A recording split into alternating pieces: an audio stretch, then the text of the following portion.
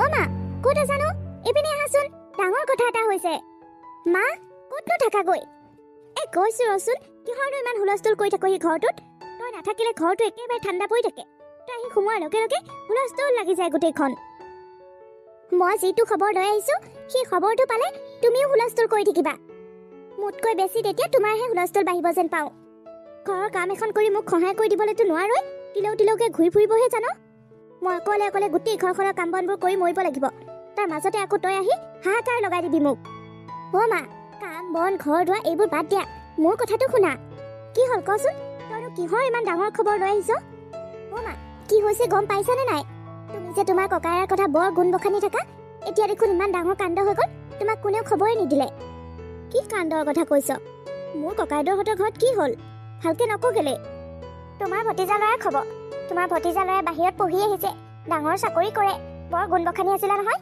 এতিয়া যোৱাকালি কাক বিয়া পাতিলে গম পাইছা নাই? কি তই কি আবুল তাবুলখন ক'বলৈ আহিছ?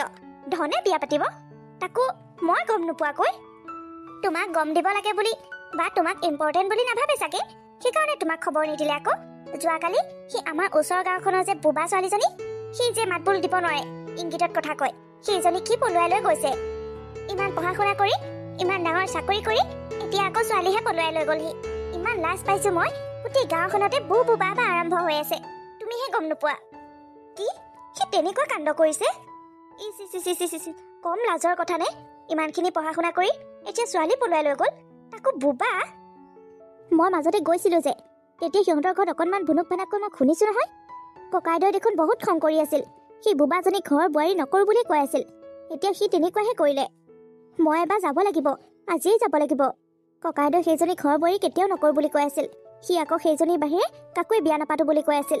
এতিয়া গৈ থৈ তাৰটোৱে জয় হ'ল। অ মা, সেইজনী আকৌ বুবা হ'ব পাৰে, দেখিবলৈ বৰ ধুনীয়া। তুমি দেখিছানে নাই জানো? বহুত ধুনীয়া দেখে ছোৱালীজনী, মুঠতে কথাহে ক'ব নোৱাৰে, কথাহে ক'বলৈ নাজানে, বাকী সকলো কামেই কৰিবলৈ জানে আকৌ দিয়া। চাৰিআলিত তাইৰ চেণ্টাৰ এটা আছে নহয়, সকলো ছোৱালীকে কাটিং শিকায়, চিলাই শিকায়, এম্ব্ৰইডাৰিং শিকায়, ইনকামো আছে আকৌ দিয়া। বাকী যিয়ে নাথাকক কিয়, সেইজনী মেইন বস্তুটোৱেই নাই। তাই যদি মাত খাই দিব নোৱাৰে, তাই কি কৰি খুৱাব? মই এতিয়া তোৰ লগত এনেকৈ কথা পাতি থাকিলে নহ'ব আই, তই থাকিবি ঘৰতে। মই ককাইদেউহঁতৰ ঘৰলৈ যাওঁ, কি বা হৈছে কি বা নহৈছে অকণমান গম লৈ আহোঁগৈ।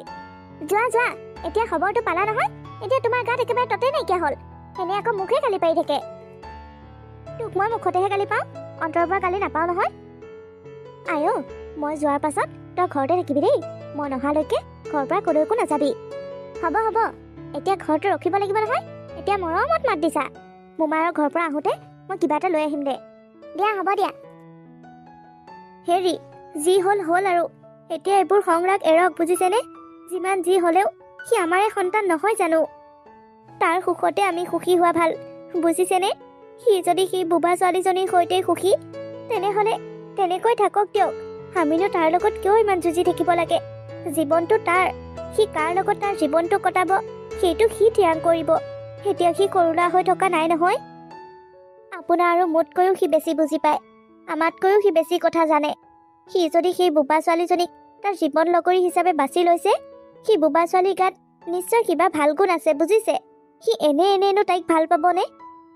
পৃথিৱীখনত ইমান ছোৱালী আছে, আমি তাক কিমান ছোৱালী দেখালো, সি যে কাকো পচন্দ নকৰি একমাত্ৰ বুবা ছোৱালীজনীকে তাৰ জীৱন লগৰী হিচাপে বাছি ল'লে, ইয়াতো কিবা কাৰণ আছে। মই সেইবোৰ জানো, তুমি মোক সেইবোৰ বুজাই থাকিব নালাগে। মই সেই বুবা ছোৱালীজনীক ঘিণো নকৰোঁ, হিংসাও নকৰোঁ, বা তাইক বেয়া পাবলৈ তাইৰ প্ৰতি মোৰ কোনো ধৰণৰ ভিতৰুৱা হিংসাও নাই। তাইক মই হিংসাও নকৰোঁ। মোৰ এটাহে ভয়, আমাৰ পৰিয়ালত, মোৰ বংশত আজিলৈকে কোনো ধৰণৰ অক্ষম মানুহ জন্ম হোৱা নাই, বা কোনো ধৰণৰ অক্ষম ছোৱালীক আমি আমাৰ পৰিয়াললৈ বিয়া পাতি অনা নাই। সি প্ৰথমবাৰৰ কাৰণে এইটো কাম কিয় কৰিলে? এতিয়া যদি তাৰ সতি সন্তানো তেনেকুৱা কিবা এটা হয়, সতি সন্তান যদি কেনেবাকৈ অক্ষম জন্ম হয়, তেতিয়া কি হ'ব? এতিয়া আমাৰ হাততনো কি আছে কওকচোন? এতিয়া আমি ভগৱানৰ ওপৰতে বিশ্বাস ৰাখিব লাগিব। আৰু আপুনিনো এইবোৰ কথা কিয় বিশ্বাস কৰে? ক'তনো লিখা আছে বুবা পেটত যে বুবা জন্ম হয়, কণা পেটত যে কণা জন্ম হয়, লেঙুৰাৰ পেটত যে লেঙুৰা জন্ম হয়? এইবোৰ সকলো মানুহে কোৱা কথা, বুজিছে? এইবোৰ সকলো অন্ধবিশ্বাস, এইবোৰ কেতিয়াও বংশগতিকভাৱে নহয়। আপুনিতো এইবোৰ কথা বুজি পাব লাগে। হোৱাটো বাৰু হৈ গ'ল, হোৱাটোকতো এতিয়া আমি নোহোৱা কৰিব নোৱাৰোঁ। এতিয়া আমি তাইক বোৱাৰী হিচাপে মানি লোৱাটোহে উচিত, তেতিয়াহে আমাৰ ঘৰখনৰ শান্তি হ'ব। নহ'লে এনেকৈ থাকিলে কিন্তু ঘৰখনত অশান্তিৰ সৃষ্টি হ'ব। সিটো মোৰ বিৰুদ্ধী হয় সেই ছোৱালীজনীক বোৱাৰী কৰি আনিলেই। এতিয়া মানি লোৱাৰ বাহিৰে কিনো উপায় আছে? মানিটো ল'বই লাগিব। ককাইদেউ, নবৌ, এয়া মই কি শুনিছোঁ? মনে মনে ঘৰত বোৱাৰী সোমাই ৰাখিছ, মোক খবৰ এটা দিবলৈও পৰা নাই। মোক মানে তহঁতে একো বুলিয়ে নাভাব। মই এতিয়াহে বুজিছোঁ তহঁতৰ আচল কথাটো। তৰামাই, তই ভুল বুজিছ। আমি আচলতে কাকোৱে জনোৱা নাই। মোৰ ঘৰখনত কি হৈ আছে মইহে জানো। তই আহি মিছামিছিকৈ হুলস্থুলখন নকৰিবিচোন। ধনে যিটোহে কাম কৰিলে, এই খবৰটোনো বেলেগ মানুহক কেনেকৈ দিয়? মই কিমান লাজ পাইছোঁ এতিয়া গাঁৱত। এটাই ল'ৰা, তাকো ইমান ধুনীয়া, চাকৰি বাকৰি কৰা। সি এতিয়া গৈ গৈ সেই বোবাজনীকহে পালেগৈ। তৰামাই, খবৰটো কাৰোবাৰ পৰা পালি যেতিয়া আৰু হ'ল আৰু। তই এতিয়া হুলস্থুলখন নকৰিবিচোন। আগতে অকণমান বহি লহি আহ। নবৌ, পাছে এতিয়া বোৱাৰীজনী ক'ত আছে? ঘৰতে, মানে ভিতৰতে আছে। তই বহচোন তৰামাই, মই তোৰ কাৰণে চাহ অকণ বনাওগৈ আৰু বোৱাৰীকো মাতি দিওঁ। নবৌ, বোৱাৰী আহিল। এতিয়া বোৱাৰীয়ে চাহ বনাব। ঘৰৰ কাম নকৰি, চাহপানী নবনাই বাকীনো কি কামডাল কৰিব পাৰিব? সেইবোৰ লাহে লাহে হ'ব আৰু। বোৱাৰীজনী নতুনকৈ ঘৰখনলৈ আহিছে, তাইনো আমাৰ ঘৰখনৰ নিয়ম নীতি কি জানে? হেৰা, যোৱা। তুমি পাৰা হৈ থকালৈকে কাৰো কাৰণে আশা কৰিব নালাগে। নিজৰ কাম নিজেই কৰি ল'বা। তৰামাই, তই ককাইৰ লগতে কথা পাত, মই চাহ আনোগৈ। নবৌ, পাৰিলে বোৱাৰীজনীক এবাৰ মাতি দিবাচোন। অঁ, হ'ব দে। অ' ককাইদেউ, এতিয়া কি কৰিম বুলি ভাবিছনো? সেই দুখীয়া ঘৰৰ বোবা ছোৱালীজনীকে ঘৰৰ বোৱাৰী কৰি ল'বি নে ভাগা চিগা কিবা কৰিবি? সেইবোৰ মই এতিয়া একো চিন্তা কৰা নাই। চাওঁচোন বাৰু কি হয়। আমাৰ ধনটো কম ভাল ল'ৰা নে? সেইজনীয়ে ভাগ্য ফলত আমাৰ ধনৰ দৰে ল'ৰা এজন পাইছে। সেইজনী ইমানখিনি যোগ্যতাই নাই। আমাৰ ধনে সেইজনীক কি দেখিলে জানো? সম্ভৱ কিবা যাদু চাদু কৰিলে চাগে। যাদু মন্ত্ৰ কৰি ল'ৰাটোৰ মনটো বলিয়া কৰিলে। এতিয়া সেই বোবাজনীয়ে এইখন ঘৰ বোৱাৰী হ'লহি। তৰামাই, তই বহচোন, মই অকণমান বাহিৰৰ পৰা আহোঁ। ককাইদেউ, সেইজনীক কিন্তু এইখন ঘৰত ৰাখিব নালাগে দেই। অতি সোনকালে ভাগাই পঠা। আমাৰ ধনৰ সেইজনী একেবাৰে যোগ্য নহয়। যদি এনেকৈ নোৱাৰ, তেনেহ'লে বেজ জ্ঞানী লগাব লাগিব। বেজ জ্ঞানী লগাই হ'লেও তাইক এইখন ঘৰৰ পৰা ভাগাবই লাগিব। কিবা এটা ভাবিব লাগিব। অকণমান দিন চাওঁ ৰ।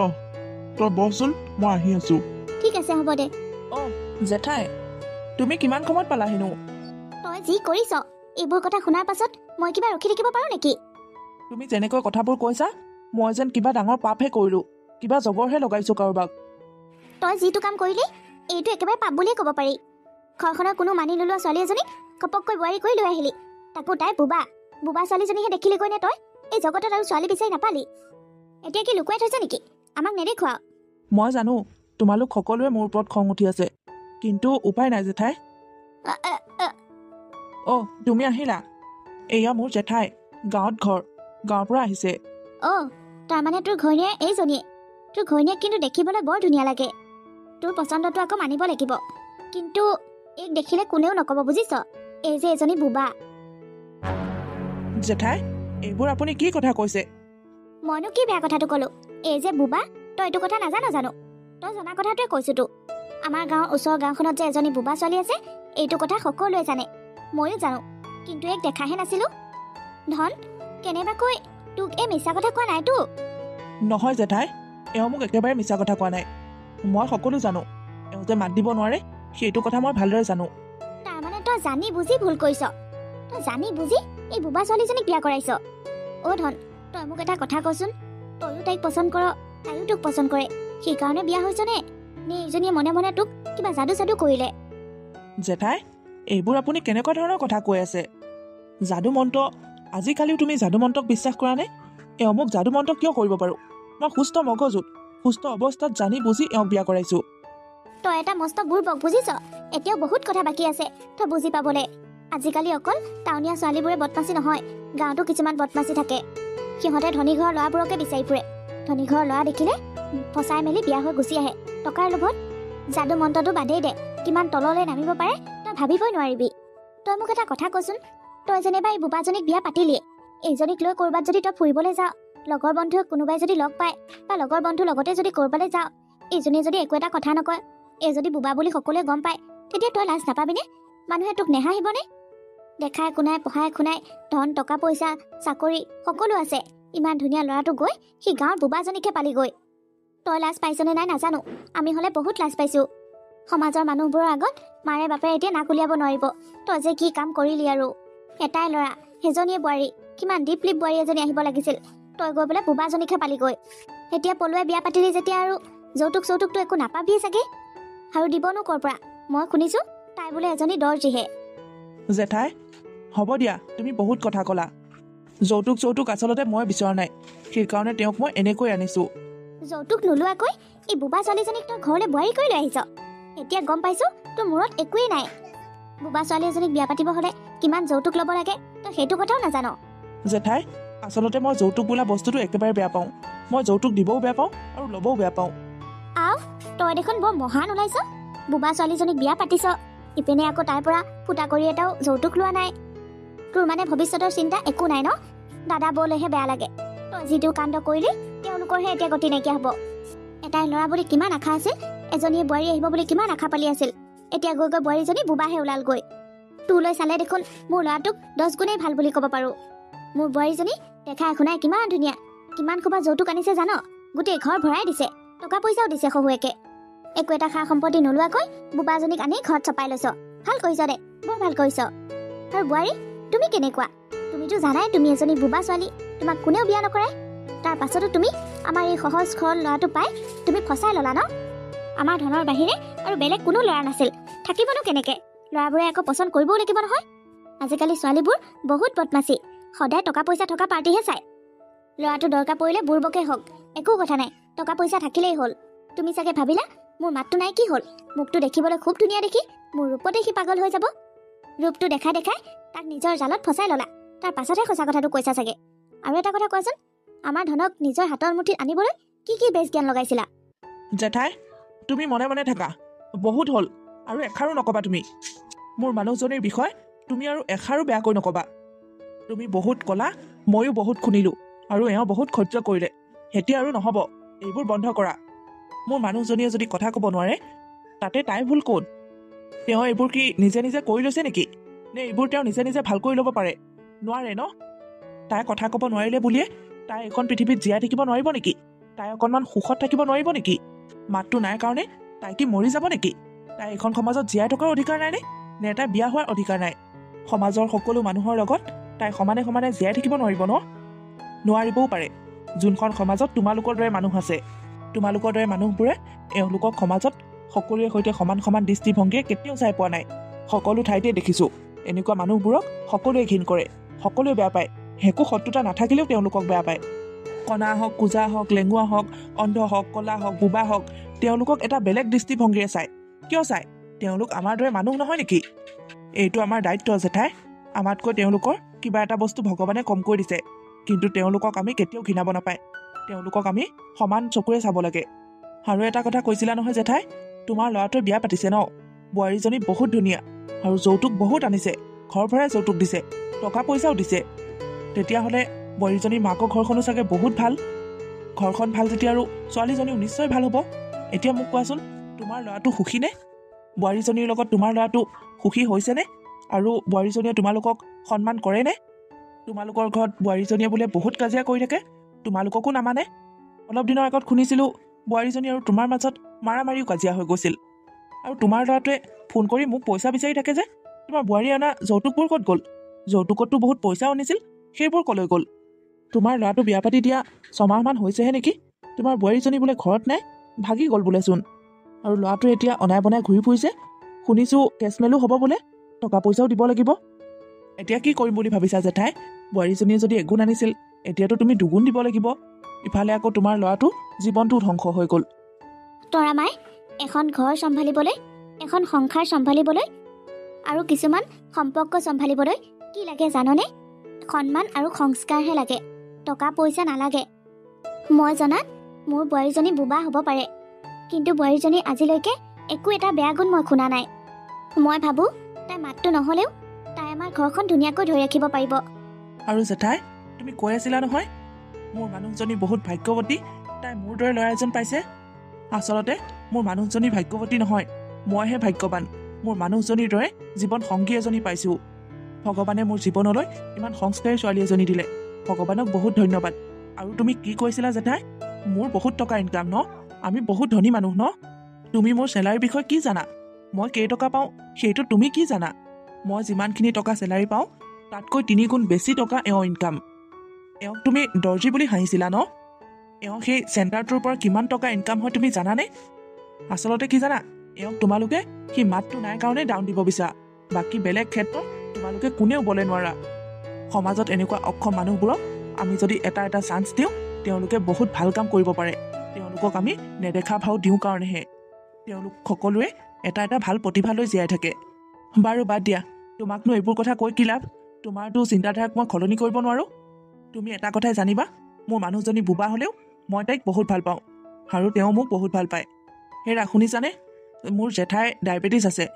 তথাপিতো তুমি জেঠাইৰ কাৰণে অকণমান মিঠা চাহ একাপ বনাই লৈ আহা।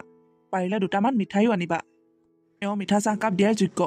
আচলতে এওঁ মুখৰ পৰা বহুত তিতা তিতা বাক্য ওলায়। এওঁ মিঠা চাহকাপ খাই দিয়াৰ পাছত কিজানি অকণমান এওঁৰ কথাবোৰো মিঠা হ'বলৈ ধৰে। যোৱা লগতে বনাই আনা। জেঠাই, তুমিতো এনেও চাহ খাবই ৰখি আছা ন? মিঠা চাহকাপকে খাই যোৱা। নালাগে নালাগে, মোৰ কাৰণে ইমান কষ্ট কৰিব নালাগে। মই চাহ পানী একো নাখাওঁ, যাওঁগৈ। তৰামাই বহ, ভাত খাই যাবি আকৌ। নালাগে নবৌ, এতিয়া আৰু আমিবোৰ পুৰণা হ'লো, নতুন আলহীকে শুশ্ৰূষা কৰিবা।